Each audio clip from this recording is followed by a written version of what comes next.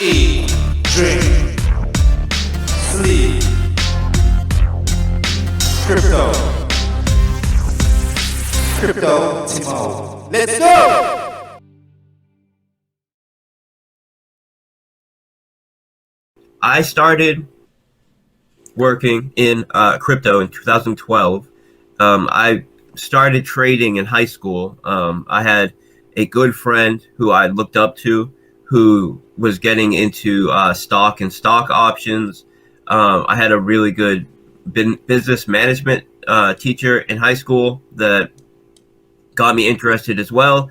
And I started, trading my parents' stock account. Actually, they created a stock account for me to be able to trade trade a small amount of money, basically to practice for myself in high school. And then shortly after that, my buddy was running a sports book, and he actually worked for some older guys that were running the sports book, but he was helping them collect money and do stuff like that. And this is back a long time ago when it was not easy to get payment processors for sports books.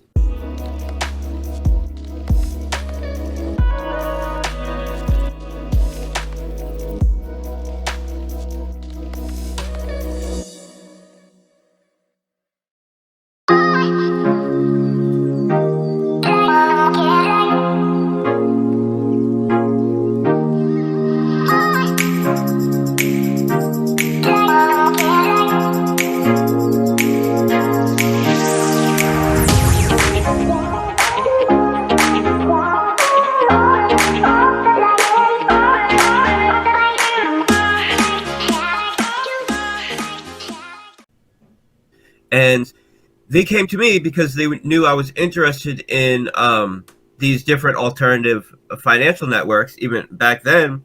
And I had suggested to them that they could potentially use Bitcoin as a way to do payment processing on their sportsbook. And I helped them get set up with a Bitcoin payment processor. This is all the way when Bitcoin was $14. That's when I bought my first Bitcoin. I bought $500 worth. I then focused a lot on trading Bitcoin, trading Forex. That's how I got my name, Forex Shark, all the way a decade ago. And I started my Discord server something like 6 years ago. I got connected with some different crypto devs who were doing pre-sale raises. This is way back when it was kind of the ICO days before the kind of pre-sales we have now. I had a lot of people joining my Discord server because at first I created it to kind of teach people about trading and investing, and I was running some multifamily properties then and doing some options and Forex trading. And I was doing pretty well for myself. So I had first, friends and family join, and then their friends and their friends, and then I had a good amount of people in there. So I had enough people to help one of my buddies, who was a developer, do a raise, an early ICO raise. And he was a very good programmer and coder, but he did not have a great understanding of markets or market making. So he brought me on to help him do market making. This is before Uniswap. So there were some kind of public dexes, but automated market makers were not made yet. So you had to use various bots that could make a market for you. And I helped him design a market making bot. And